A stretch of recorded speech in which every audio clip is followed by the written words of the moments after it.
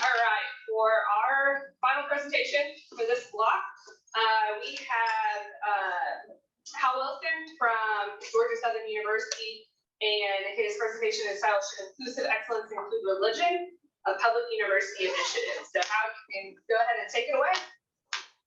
All right, thank you so much. It's an honor to be here. I wish I was there in Nashville, and you guys are having a great time there, and thanks to everybody joining virtually. So, right, so this is a journey I've been on, I'm excited about, and really I would love to get your ideas and feedback for sure, because this is something we're just starting. Now, there we go. So I'm going to go over the what, why, and how. I'm going to talk about very briefly the personal background that relates to this, the background of inclusive excellence in our university in particular. Talk about why should we include it, and then how are we going to try to do it at Georgia Southern. In 2012, I was a high school teacher and coach outside of Athens, Georgia. I've been praying for years, felt I was being led in a different direction, wasn't sure what it was going to be. And at one point, I thought I was going to be a missionary in Thailand. And the week I was supposed to start fundraising, the Thai government shut the school down, and that opportunity closed, and all these different doors kept closing. And then I got my master's and met my wife at the University of Tennessee in 2000.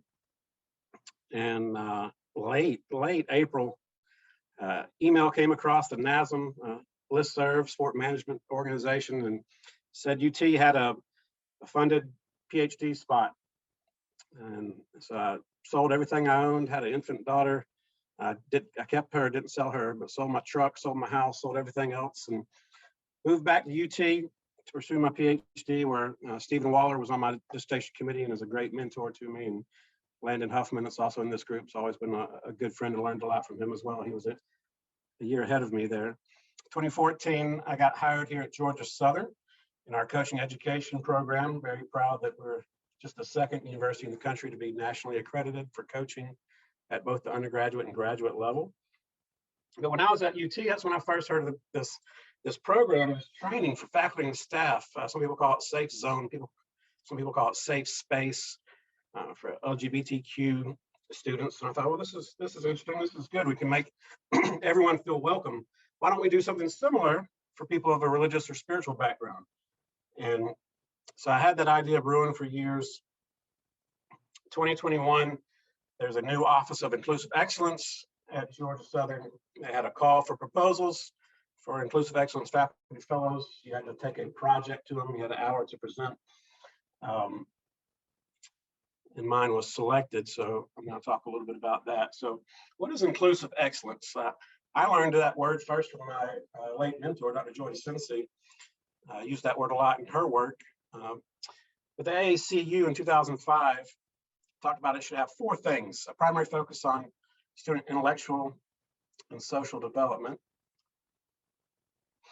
a personal development and utilization of organizational resources to enhance student learning, attention to the cultural differences learners bring to the educational experience and that enhance the enterprise, and a welcoming community that engages all of its diversity in the service of student and organizational learning.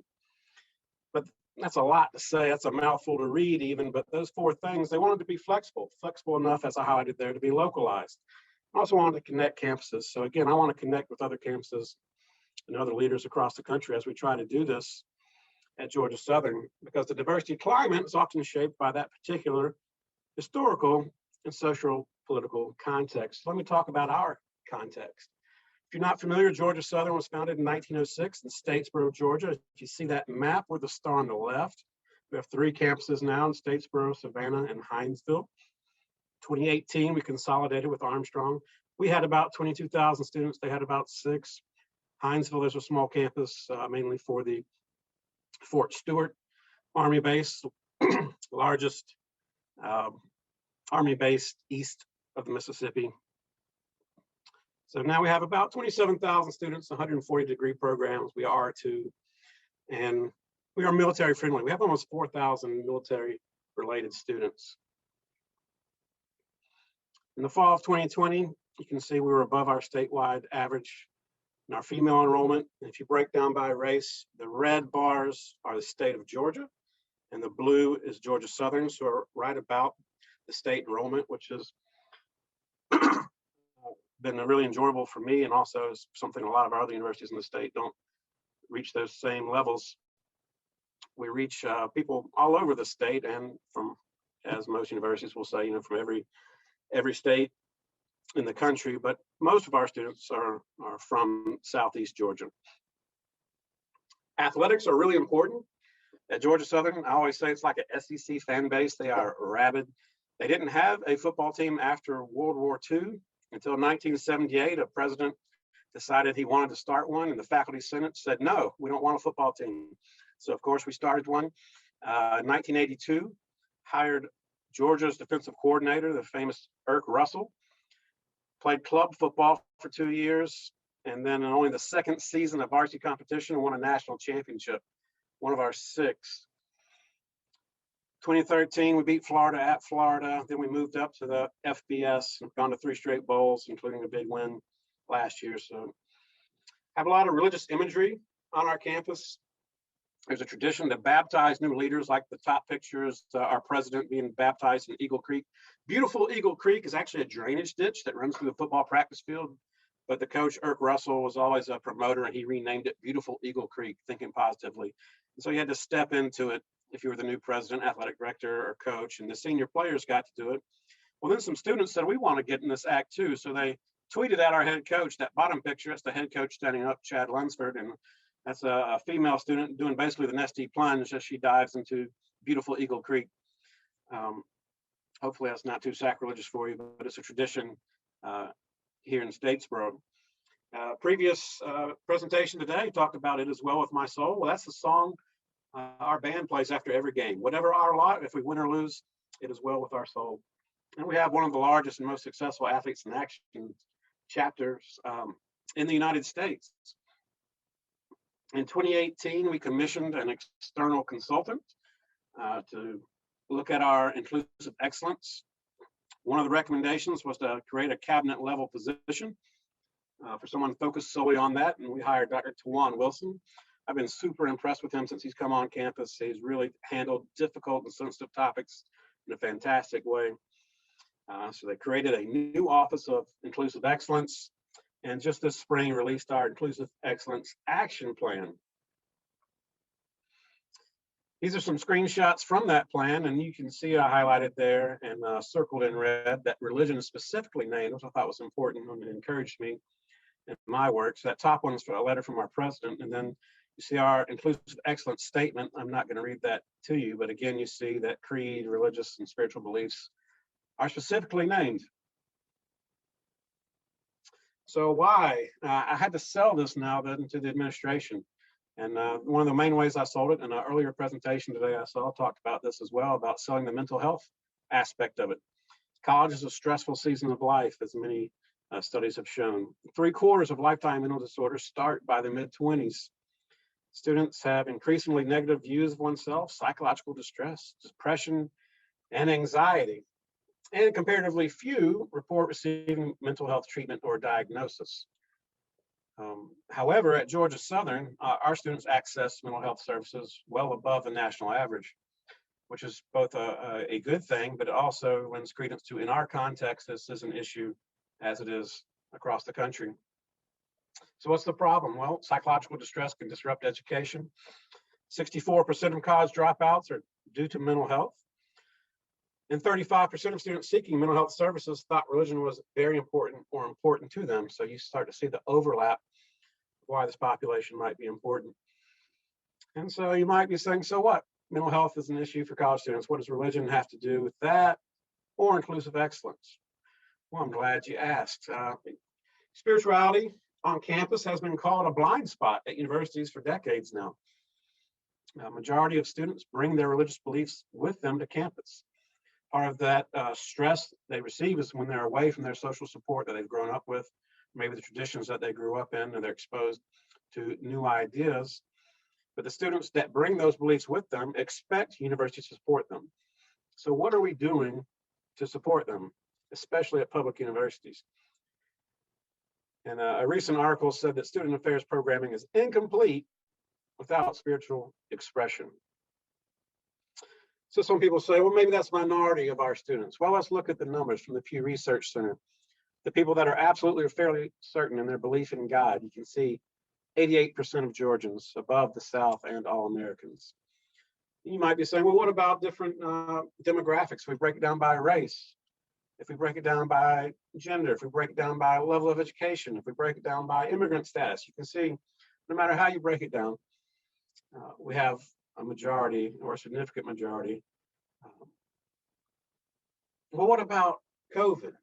Has that changed our beliefs? Again, from the Pew Research Center, you can see in the United States, more than anywhere in the world, their faith has been strengthened by the pandemic. So this is an issue here. And part of the issue then is we have spiritual struggles. It's a normal part of young adulthood. A problem is that now I'm away from maybe my pastor, my minister, whoever, my rabbi, whoever I grew up with. And few students, college students, seek church leaders for spiritual struggles while in college. Maybe they haven't connected with a local congregation.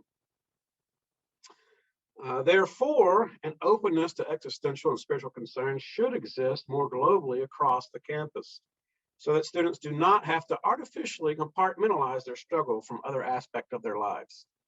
It's not something we have to separate. It's part of who some students are. And for those students that this is an important part of their identity, we should be supporting. If we do that and they're able to resolve those spiritual struggles, research shows that it lessens the negative impact of those struggles. It assists with dealing with future struggles, and it leads to personal and spiritual growth, which is what I think we all want in higher education. When you look at a campus climate that welcomes conversations and open interactions dealing with religion and spirituality, it's been called a cost-effective programming with a high return on its investment. We're speaking administrators' language now. It improves mental health. May is Mental Health Awareness Month, and we have a big initiative here on our campus, especially after we actually had a football player a couple of years ago who sadly committed suicide. And now we have a very open and honest discussion and promotion of mental health for all students. It also improves retention and performance. And what university is not worried about retention and performance, especially as we get more competitive with the impending demographic cliff where there will be fewer college students attending in the coming years? How are you going to separate yourselves as a university? Other potential benefits is that when we have faith diversity, it welcomes cultural diversity and makes it more welcoming for everybody, which leads to a higher satisfaction rate with campus, more positive interaction with peers, more social support, more hope and optimism. It also stimulates meaningful interactions, and non-dominant worldviews may be more apt to appreciate the value of others' perspectives and experiences, and thereby positively influence the climate on campus. So just to make sure that point got through, this is not just for Christians, this is everybody. The non-dominant worldviews benefit from this as well. So this is not exclusive, it is inclusive. And religiosity has been linked with higher cross-racial interactions, specifically for white, Black, and Asian American students. With the racial reckoning and racial issues we've been dealing with across the country, this would be another area that would be something that would be worth our time and investment to try and improve in that area. Excuse me. So how do we do that? I have the little wheelbarrow icon up there because it takes work, right? But if we can do this, if our campus culture can be welcoming and open to these conversations, it can serve as an adhesive across lines of division. And in 2021, couldn't we use more adhesive to bring us together? Embracing and encouraging this expression holds promise for instilling in students a parallel openness to others. So I can be authentic to myself and also be open to others. Life skills. Purposeful steps by institutions are critical. Purposeful steps. So that's what I'm trying to work on, is trying to create some purposeful steps, because I really like this diagram you've probably seen. But if we look at the top circle as yourself and the bottom, your church, your social group identity, we want programming that meets everybody 1 through 9. If you are an atheist, an agnostic, secular, humanist, whatever you want to call yourself, or you have a Christian, whatever worldview you have, and it's really important to you, so you're towards the level 1, you are clearly aligned. We want you to feel comfortable, that it's okay to share that motivation and to have that infused into what you do. And likewise, if you're not, if you're at 9, you're welcome as well. And as speaking as a Christian, I have a inclination where I think Jesus would be spending more time. He'd probably be more towards the 9s and the 8s than he would with the 1s. And so we want everybody to feel welcome. We do that through what Hicks calls non-degradation, non-coercion, and non-establishment in our programming. We're not going to put down or denigrate anybody's position. We're not going to coerce or force you to take a particular position. And we're not going to establish one for the university. Hicks, I love his example of the coat. We have 4 different coats here, right? And so my coat might be my spiritual beliefs, that I'm a Christian, I believe that Jesus is my Lord and Savior. That's my coat. I don't have to take it off when I come to work. I can't make you wear my coat. Your coat might be different, but it's okay to bring mine into work and to bring mine onto campus. So our next steps are to find out what already is and has been done or tried. So these are some of the people on campus that I'm meeting with every week and trying to connect with everybody I can. The Counseling Center, the Leadership and Community Engagement, all of these are under Student of Affairs, the Office of Multicultural Affairs. These are the list of the registered student organizations with a spiritual nature, Student Wellness and Health Promotion. And then we do have a Center for Religious Studies on campus. So I want to connect with our academics and get their input and thoughts and what they've done. In addition to what's been done here at Georgia Southern, we want to find out what other people are doing. That's why I put a call out on the listserv. And thank you so much to all of you that responded and gave ideas here. I listed some of them here. At first, I put the names of the people that shared these, but I hadn't asked their permission, so I took their names off. But just know that you are appreciated, everybody that shared. If you have other resources, please send them to me today or privately, either way. Some recommendations from the literature are to have dedicated space for spiritual support and expression. So working through what options there are on our campus. To have provocative encounters with worldview diversity. And for example, when I was at UT getting my doctorate, Dr. Waller and Dr. Harden had a interfaith panel where they had a Muslim, Jewish rabbi, a Catholic priest, and I believe there was a Protestant pastor on a panel discussing sport and religion. And I thought it was very interesting to get those multiple viewpoints together. Challenging curricular experiences. For example, in our college, we have the largest college on our campus. There was no course that discussed religion in our college or even social cultural foundations. So I created a course on religion and sport. I was told, bad idea, too much red tape, you don't want to do that, nobody will sign up. And we have a waiting list every summer. I'll be teaching it starting again here in a couple of weeks. So trying to create these opportunities that are integrated into our curriculum. And I also, like, for example, I recently met with a professor who's in fashion merchandising and fashion design. And we were talking about how could she integrate this into her courses and her projects. And I spoke with another music professor and the same thing.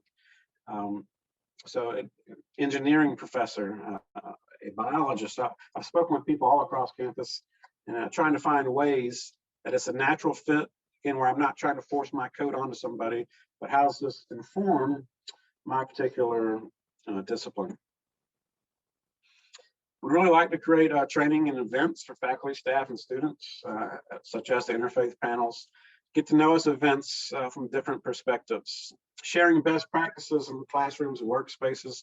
And we do have a thing, they call it a legal boot camp. Every semester they do, it's 10 sessions, and one of them discusses legal issues related to religion. So I want to continue to leverage that and get that out there so people can take advantage of learning about that. Because so many people are afraid to discuss it because they're afraid they're going to say something wrong or illegal, but we are more protected than you think. And so I don't want people to be afraid to discuss it because they're afraid they're going to do something they shouldn't do. But I also want them to be aware of what their rights and what their responsibilities are. We want to leverage existing campus resources, our people and our campus entities, some I've already mentioned. We want to create recognition pathways, the sad but true motivational principles. We do that which we're rewarded for. So how can we recognize people that are both taking in new information, going to trainings, or whether it be a badging system, or the people that are also leading, because it's not going to be me that's doing this. I'm trying to bring people together. And if I need to lead a particular part of it, I'm happy to, and I look forward to that. But with 28,000 students, it's going to take the entire community working together. So if we return back to where we started, again, the statement from our president, religion specifically named, so it's good that we have the support from our administration.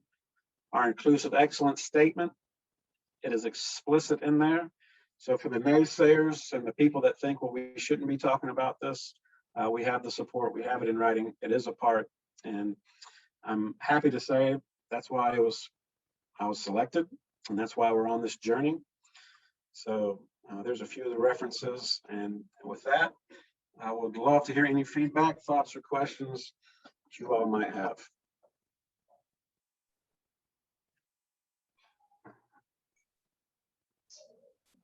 All right. Yes, sir. Take some. Hal, thanks for the presentation. My name is Eric Bainselmo, and I just want to give a shout out to the Interfaith Youth Corps. I've been impressed. They do unbelievably great work and are great resources for how to really do. Have you seen Eboo Patel talk about creating the Interfaith Youth Corps? I'm sorry. Well, I missed the beginning of that. About The person who founded the Interfaith Youth Corps was a guy named Eboo Patel. Right. Yeah, and he tells a story about being at the University of Illinois and being about Muslim and feeling like he couldn't talk about his religion, there. Right. ISIS,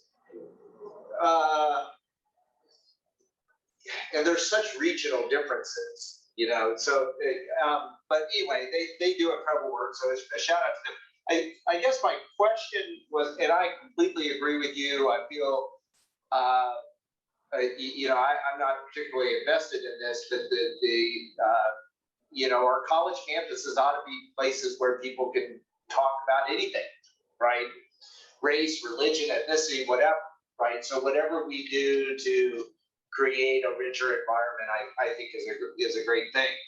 I guess my question, I do have a question. There's on the one hand, it looks like you put up the registered student organizations, and there's lots of religious organizations there. You all have a pretty, I was just looking at your religious studies department, you got a pretty big religious studies department on your campus, which is a great thing. My background's religious studies. So I guess I wonder, like, what was it that you were seeing on your campuses? What were you hearing from your students? Did you do student surveys where students were telling you, I don't feel comfortable, I don't feel included because, I'm Christian or Muslim or Jewish or, in other words, the short question is, what was the problem that you were solving? Right. Yeah, no, that's a great question. But first, I want to say, the interfaith, that group, they're having a conference in August that I'm planning on attending. So yeah, thank you for pointing that out. Yeah, looking forward to that. But yeah, no, I heard from students since I went into higher education for sure in 2012, absolutely. And the funny thing is, and the research will show this as well, like some people think, well, how could a dominant group, right? Like how could a Christian or how could a Protestant in the South feel like you are not able to have your voice heard? Right? That's absurd, but that's how people feel, right? That's how students feel. They feel, especially, the tendency to assume that all college campuses are liberal, left-leaning, anti-religion. What I saw was not a particular incident. It was more in 2012 when I saw that program that we were going to create, that UT had to welcome, encourage, support LGBTQ students. I mean, my thought was the same. I know when I was raised in the church, went away from my faith and came back to it. And in college, I wish I had somebody or some organization that had given me some guidance. Right? And I didn't have that. Were there organizations on campus? Probably. But what I don't see is that people don't feel like it is part of the cohesive fabric of the programming. We have holy days, and we're going to do the color run, and we're going to have events for Ramadan. They sell Buddha in the Buddha trinkets in the gift shop on campus.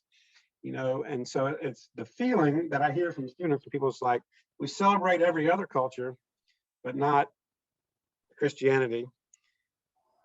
I don't know that that's absolutely true, but what I want to do is bring us all together, right? And no matter what you are. So my vision is that, so if I get trained as a faculty member, and I have something I can hang in my office door, I can put in my email signature, so it tells you whether you're a Muslim or a Christian, you can come talk to me, and I can direct you to the resources for your worldview, right?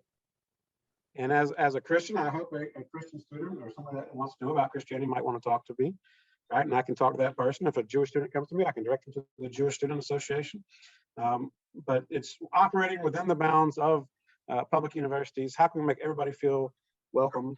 But as a Christian, definitely, I want all Christians to feel welcome and included as part of the university. Yeah, do you think that can I go ahead and ask one more? Okay.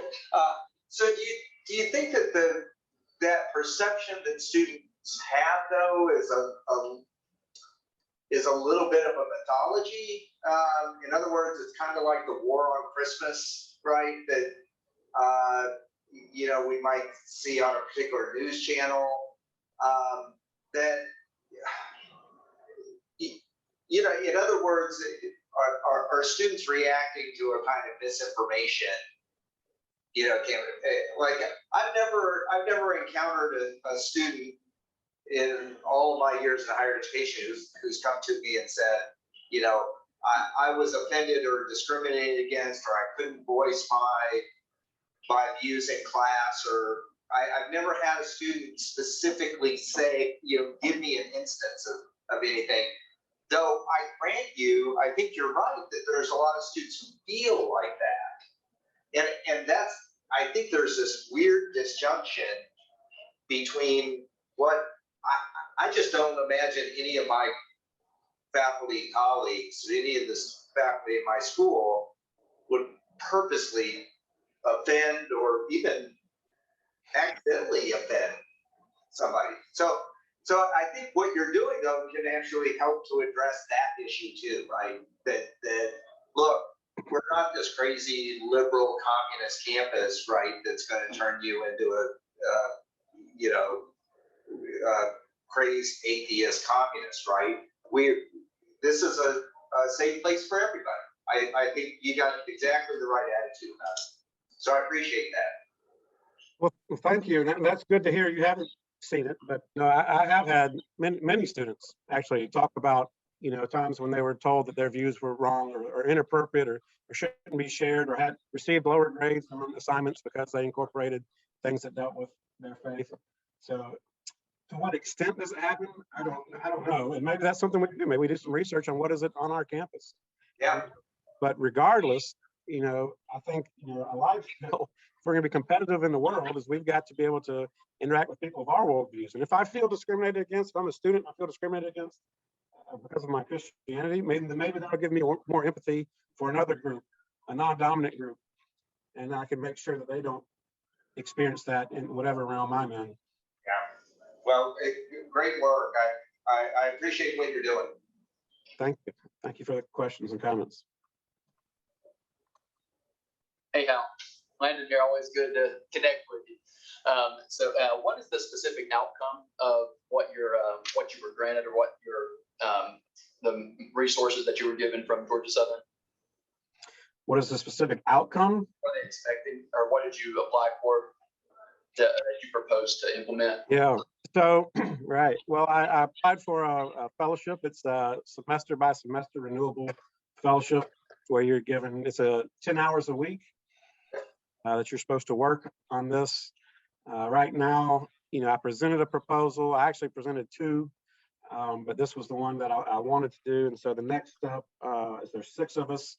Each person has a different area that they're interested in. And so in August, when we get back, we make a more formal proposal on exactly what we want to accomplish the first semester. So by the end of December, and then again, it's renewable by semester, but the expectation is you'll do it for at least 1 academic year, and then it could be renewed for up to 2 academic years.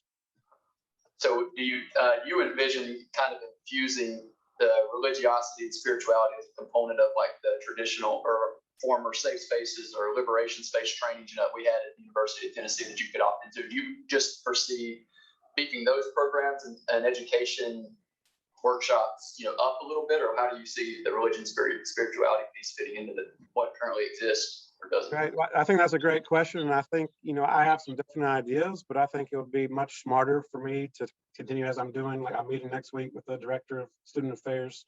I'm gonna continue to meet with the people on campus to see. I don't want to reinvent the wheel. I don't want to do things that maybe they tried something. So I want to learn from what's already been done.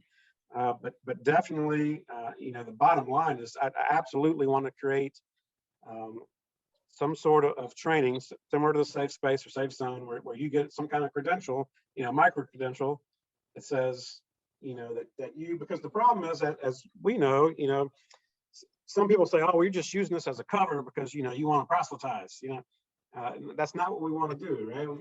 We want to welcome everybody. We want to make sure that all faiths are welcome, but especially we want to make sure that I can reach out, I can talk to, I can connect students of all backgrounds, and that the students know. It's just, I'll give you an example, right? So I'm on our diversity and inclusion committee, and in the fall we had a listening session for our students because of all the racial issues, right? And we had a new inclusive excellence or statement that the university put out. We were voluntarily asked to include it on our syllabi. Some faculty did, some didn't, right? And the students in our listening session talked about how powerful it was for them just to see that statement on a syllabus. Just to see the fact they said, it's to see, like it's one of the tears when I was saying, to see it in writing, even if it wasn't even addressed, it just was very powerful to them. So that's kind of the same concept I'm taking. There may be somebody just to know that, maybe I'm not going to go talk to Dr. Huffman, but I know I could if I needed to, right? So just letting people know that there's outlets out there is kind of, anyway, my thought process. Awesome. Thank you so much. Yeah, so I've had an experience similar to like you were talking about as a grad student, where I felt it was very blatant. Mine was very blatant. It was from someone who was a claimed atheist on campus, and they would openly mock my faith. It was a provost actually, and so that was pretty common. I'm a huge fan of diversity and inclusion, cultural competence having a religious factor. I think it's super important in all facets of work. So from this work site side, I can't think of a more valuable aspect as part of our identity. So I didn't really have a question, more so just to say I love it. I can see, I work on a private campus or a private school campus. I can also see the value there as well. Not even just on a public school campus. So yeah, I'm excited to see your work. Thank you. Yeah, I appreciate that. Now, Hal, some of the pushback I've gotten from integrating sport chaplaincy resources and service provision on public school campuses, state schools, is they say, similar to what Dr. Van Selbo had mentioned, is you already have these existing organizations, so why do you need something else, right? Like that's the pushback they get. They want to seek it out. They can go seek it out themselves. So I've had that comment brought up multiple times at other conferences about there's the reason why we shouldn't have sport chaplains, on campuses, that we're already actually offering those services. But so I like how you were framing the argument.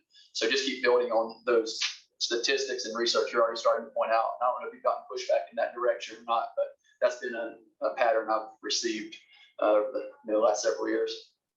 Well, that's interesting. And what's been really interesting to me is, I try to talk to a lot of people. I talk to faculty, I talk to administrators, before I even proposed this at all. And I talked to some pastors and parachurch ministry people.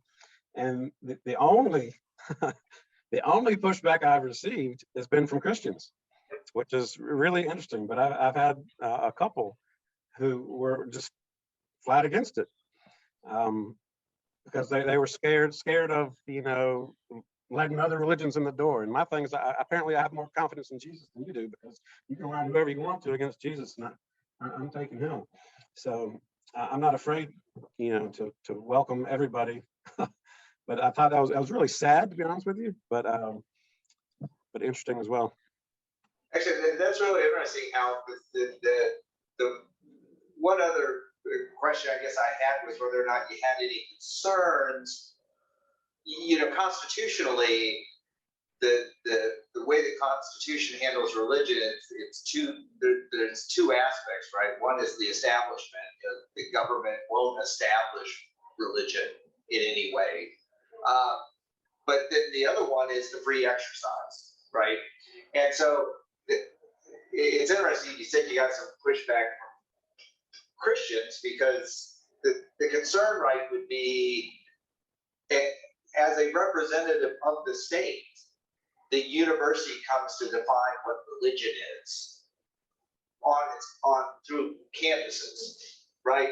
Which I think not only for Christians, but for people of other religious faiths maybe too, might be, if you think, not that they're against religion in any way, it's just they don't want any kind of state apparatus saying this is what religion is about, or this is, so it's I could see religious people who would say, yeah, I just, no, don't do that.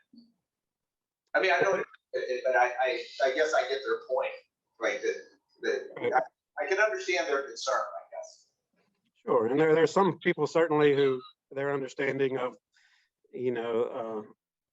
free exercise and establishment clauses are different than mine and different than our legal counsel. Like the legal training I talked about, I've been to, and certainly the university wouldn't allow us to do anything that wasn't constitutional or wasn't supported legally. So, but that's why it's so important that we're not pushing this non-coercion. We're not pushing one. This is not a Christian only deal, right?